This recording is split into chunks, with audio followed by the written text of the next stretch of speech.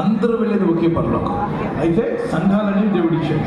ఏ సేవకుడు మీకు సేవలు అందిస్తాడో అక్కడికి వెళ్ళండి, గౌరవించండి, సహాయపడండి. ఇలాంటి ఉపవాస ప్రార్థన చేసినప్పుడు కలిసి ప్రార్థన చేద్దాం. ఆ మేడగది మీద అపోస్తులు అందరూ కలిశారు. ఏసన్నా అందుకే ఉపవాస ప్రార్థనలు అందరూ కలుగుతాం. అది మీ సంఘానికి వేరే. కొన్నాళ్ళు పోయిన తర్వాత వాళ్ళ సంఘాల్లో కూడా ప్రార్థన కావాలంటే మీరంతా వెళ్ళి అక్కడ ప్రార్థన చేయండి.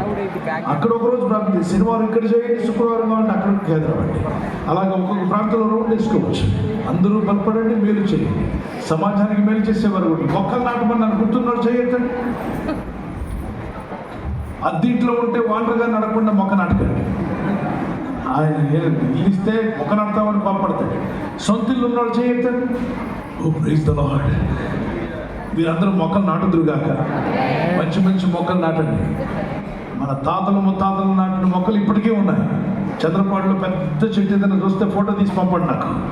ఎప్పుడో తాతల కాలంలో పెట్టారని ఇంకా ఉందని నేను చెప్పుకోవాలి. అలాగే మీరు నాటిన చెట్లు కాలాల పాటు ఉండాలి.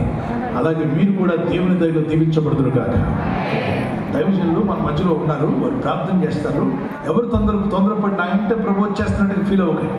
నేను వెళ్ళిపోతుంటే నా ఇంట ఏసై వచ్చేస్తాను, వెళ్ళిపోతున్నాడు ఏసై అనుకోకండి. కారెక్కి ఏసై కూడా కారెక్కి వెళ్ళిపోయాడు అనుకోకండి.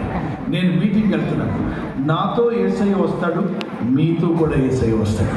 మీతో కూడా ఏసై వస్తాడు అనండి. మీ పక్క మీతో ఏసై వస్తున్నాడు. ఎస్ అర్ నో? ఎప్పుడు సేవకులు వెంబడించొద్దు. ఎవరిని వెంబడించాలి? ఏసై. నేను చెప్తాను మన సంఘస్థులు, నేను వెళ్ళిపోతాను, భాష అలా ఎందుకు అలా పడుతున్నా? నేను సేవకుడిని. నన్ను దేవుడు ఎంత ప్రేమిస్తున్నాడో నిన్ను కూడా అంతే ప్రేమిస్తున్నాడు. అలా సేవకులంటే వెళ్ళిపోకూడదు. వాళ్ళంటే ప్రభు ఉంటాడు, నీ అంట కూడా ప్రభు ఉంటాడు. అది విశ్వాసం అంటే. విశ్వాసం అంటే సేవకులు మన హీరోలు కాదు, వాళ్ళు సేవకులు. దేవుని ఇంట్లో పొలంలో పనివారు. మేము పనివారం దేవుని పొలం. దేవుని పొలంలో పని చేయడానికి వచ్చాం. మా పని ఎంతవరకు చేయాలో అంతవరకు చేస్తాం. చేయమంటాడు చేస్తాం. కానీ పొలం వాండర్ ఎవరు? ఆ వాండర్ని పట్టుకోండి. ఎంతమంది వాండర్ని పట్టుకుంటారు? చేయొద్దు. మమ్మల్ని పట్టుకుంటే పని వాళ్ళం మేము పని చేయడానికి వచ్చాం. ప్రభు మాతో పని చేయిస్తున్నాడు. మీకు చేయాల్సిన సేవ. మీరు పట్టుకోవాల్సింది ఎవరిని? ప్రభువునే పట్టుకోవాలి. అర్థమైన వాళ్ళు చేయొద్దు. కప్లెస్ ఆ జ్ఞానం దేవుడు మీకు ఇచ్చినగా. ఎవరైనా నా వెనక్కి ఫాస్ట్ గారితో ఫోటో దిగాను, మీరు దిగలేదంటే అరే మాకు ఫోటో మిస్ అయ్యి ఏం కంగారు పడద్దు. రోజు యూట్యూబ్లో వస్తూనే ఉంటాను నేను. ఇప్పుడు శైలపాల్ గారు 3 రోజులు ఫోటోలు పెద్ద స్క్రీన్లో పెడితే పెద్దగా కనపడతాను. ఫోటోల్లో వచ్చేది ఏమి లేదు. ఏదో ఒక రోజు వస్తాను. ఆ రోజు ఉదయం నుంచి సాయంత్రం వరకు ఉంటాను. ఫోటోలు తీసుకుంది కానీ మేము ఫోటోకి డబ్బులు కలెక్ట్ చేయం, ఫ్రీ. ఎంతమంది ఇస్తున్నప్పుడు. కానీ ఈరోజు ఫోటోలు కాదు, ఈరోజు నేను మీటింగ్కి వెళ్ళాలి. ప్రభు అంటాడు, ఫోటోలకి ఎందుకు ఫోజ్ ఇచ్చావు, మీటింగ్కి వెళ్ళాలి కదా అంటాడు దేవుడు. నేను మీటింగ్కి వెళ్ళాల్సింది కాబట్టి వెళ్ళండి పాస్టర్ గారు అన్నాడు. చేయట్టు. Thank you, God bless you. నేను నమ్ముతున్నాను, నేను చేసిన ప్రార్థన దేవుడు జాబ్ ఇస్తాడని. మిమ్మల్ని అందరినీ దీవించమని ప్రార్థించాను. దేవుడు దీవించాడు. నేను నమ్ముతున్నాను. దేవుడు నెరవేర్చాడు. నీ ఇంటికి కూడా దీవెనలు వచ్చింది కాక.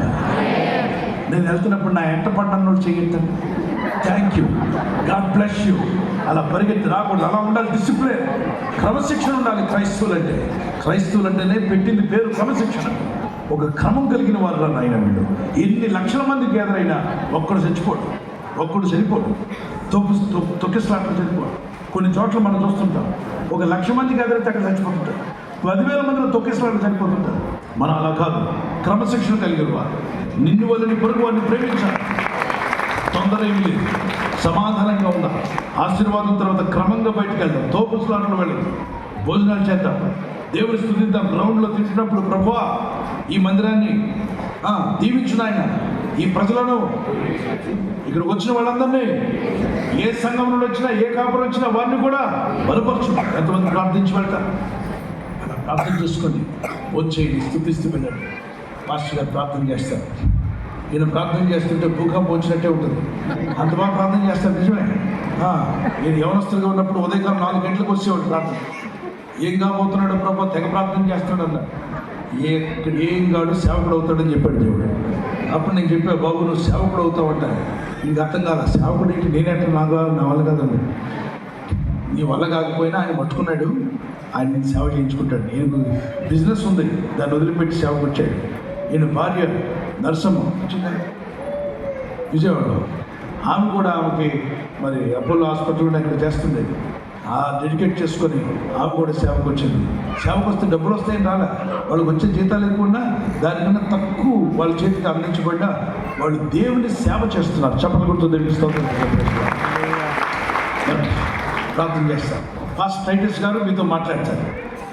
బాగా కష్టపడ్డారు, చేతులు కష్టపడరు. డాక్టర్ మీద దింపాల్సినని నేను చెప్పాను. మేము చిన్నతనంలో మేము సేవ చేసినప్పుడు డాక్టర్ ఇటుకరాలు దింపేది మేమే, ఈ పని చేసేది మేము. మందిర పని అంటే అన్నీ మాకు చేతులతో కష్టపడి పని చేసాం. కొండ ఎక్కేవాళ్ళం, కొండ మీద పరిచయంతో చేసేవాళ్ళం, దిగేవాళ్ళం, ట్రాక్టర్ ఇటుకలు తెచ్చేవాళ్ళం, పెంకులు తెచ్చేవాళ్ళం, అన్ని పనులు గోడలు కట్టేవాళ్ళం. ఏ పని కాదని కూడా అన్ని చేసేవాళ్ళు. బోర్డు రాయాలంటే ఎవరో పెయింటర్కి డబ్బులు కావాలి కాబట్టి మేమే రాసేవాళ్ళం. అన్ని పెయింట్ రాసి వాక్యాలు రాసి పెట్టేవాళ్ళం. రాత్రి పగలు కష్టపడేవాళ్ళం అని సువార్త పని చేసేవాళ్ళు. అలా చేసేవాళ్ళం అని చెప్పారు. ఇంకంతే కష్టపడిపోతున్నారు. ప్రైజ్ రాసేవాళ్ళు మొత్తం లారీ మొత్తం దింపారు. అవసరమా? ఇద్దరు ముగ్గురు పనులను పెట్టుకొని మీరు దగ్గరుండి చూసుకొని ఇన్ఛార్జ్గా చూసుకోండి అన్నారు. ఏకంగా లారీలో ఉన్న ఇటుకలన్నీ ఎప్పుడో స్టార్ట్ చేశారు. దేవునికి స్తోత్రం. మొన్న మధ్య మీటింగ్కి వెళ్ళాం. మరి హోటల్లో ఫుడ్ తింటే బిల్ ఎక్కువ అవుతుంది. నేను చెప్పాను, నాతో ఎప్పుడు వెళ్ళినా స్టవ్ తీసుకెళ్తాను, వంట ఉండని చెప్పాను. వంట వంటకు 30 చెమటలు పెట్టేసాయి, చెమటలు పెట్టి మరో సేపడు నేను పాస్టర్ గారు హోటల్ తినడం ఈజీగా రా, హోటల్కి వెళ్ళి డబ్బులు పెట్టాలి. ఏం వండుకుంటే ఏమైంది? బియ్యం వండడం రాదా అన్న?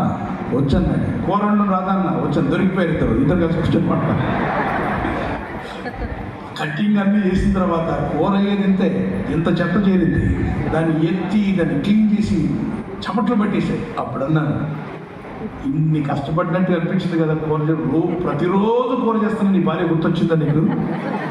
ఫోన్ చేయమన్నా. ఫోన్ చేశాడు. థ్యాంక్ యూ అని చెప్పన్నా. మరి రోజంతా ప్రతిరోజు 3 కూరలు చేసి అన్నాలు పెట్టి ఎంత సేవ చేస్తుందో. మగాడికి వెళ్తాడు పనికి, సాయంత్రం పని ముగించుకుని వస్తాడు. లేడీస్కి ఉదయం లేచిన దగ్గర నుండి రాత్రి అందరూ తిని పడుకునేదాకా ఆమెకు పని రెస్టే ఉండదు, పని చేస్తూనే ఉండాలి. ఆమె గట్టిగా